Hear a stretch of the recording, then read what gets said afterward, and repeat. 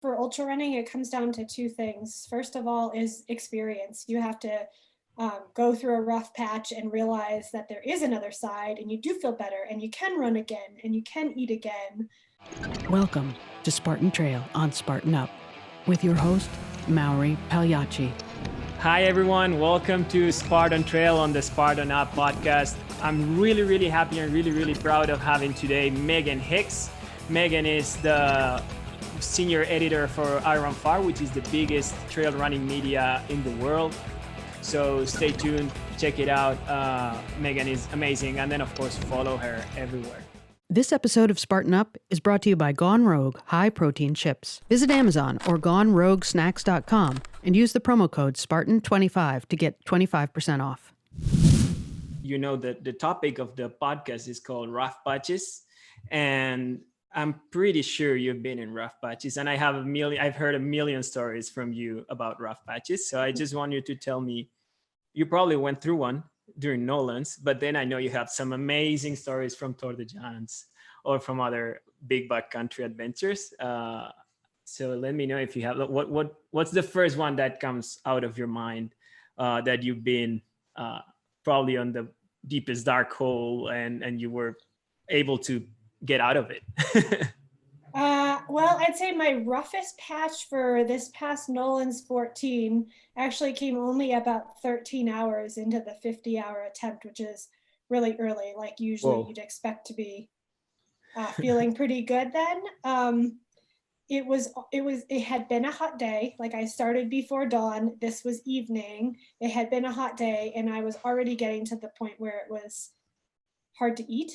And so I was starting to rely on liquid nutrition to get my calories in. And that was really disappointing. Like I had wanted to be able to eat solid food for a lot longer. But every time 13 hours. Yeah, out of a 50-hour attempt. Yeah. Like that's damn no. a lot of time to be relying on liquid calories to be moving in the mountains. And yes, I was kind of like a little roughed up in the soul. And I picked up my first pacer, which was Courtney Dauwalter. And just a random runner, just someone who seems to have a bit of experience, right? And yeah, I mean, she can run. Yeah, I mean, she can, of course. She's only the iconic Courtney Dauwalter, but not only did I get to pick up Courtney Dauwalter, but I got to pick up her with 2 slices of pizza in her pack. Oh, that's amazing. Yeah. What kind of pizza?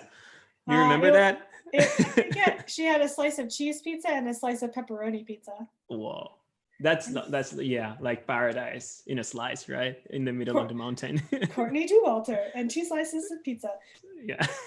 Well, nighttime came. We marched up this mountain. She told jokes and stories all along the way, and slowly my stomach came back, and I got to stand on the side of Mount Yale, one of those 14 mountains. Sometime after dark, there was a huge, nearly full moon that had risen.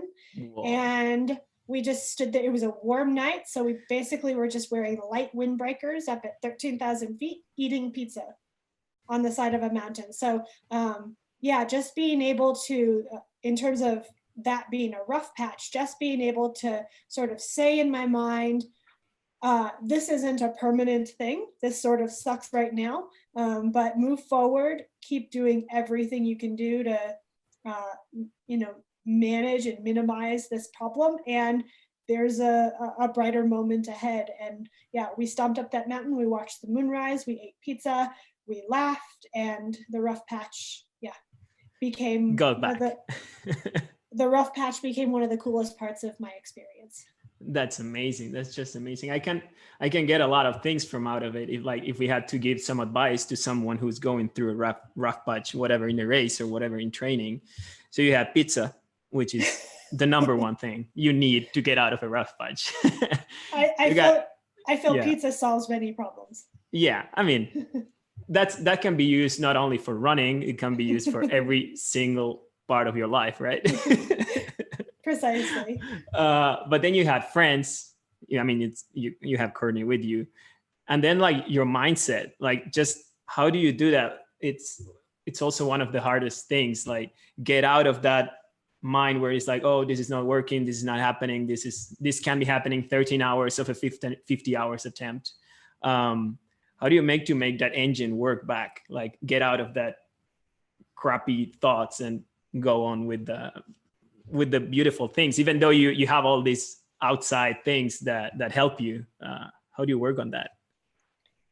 Honestly, I think for ultra running, it comes down to two things. First of all is experience. You have to go through a rough patch and realize that there is another side, and you do feel better, and you can run again, and you can eat again, to know that that's possible. Like, for example, my first 100-mile race was the Rocky Raccoon 100 in Texas.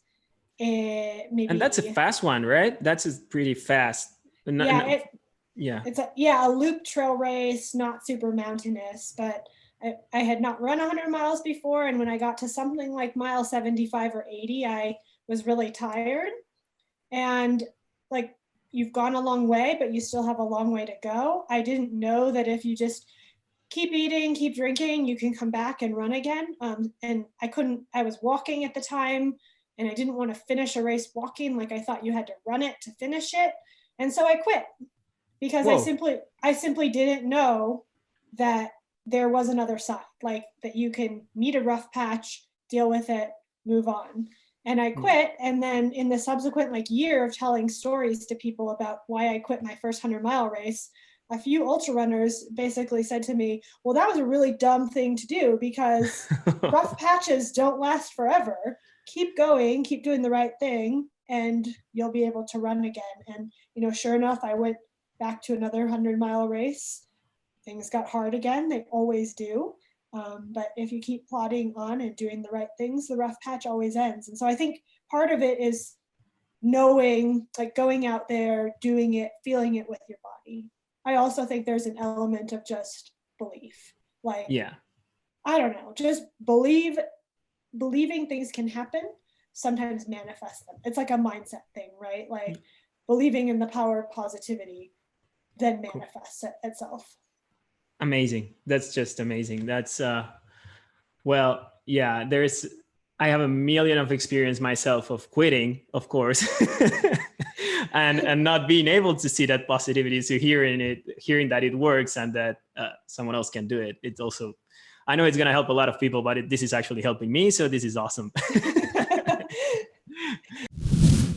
This episode of Spartan Up is brought to you by Gone Rogue High Protein Chips. Visit Amazon or GoneRogueSnacks.com and use the promo code Spartan25 to get 25% off.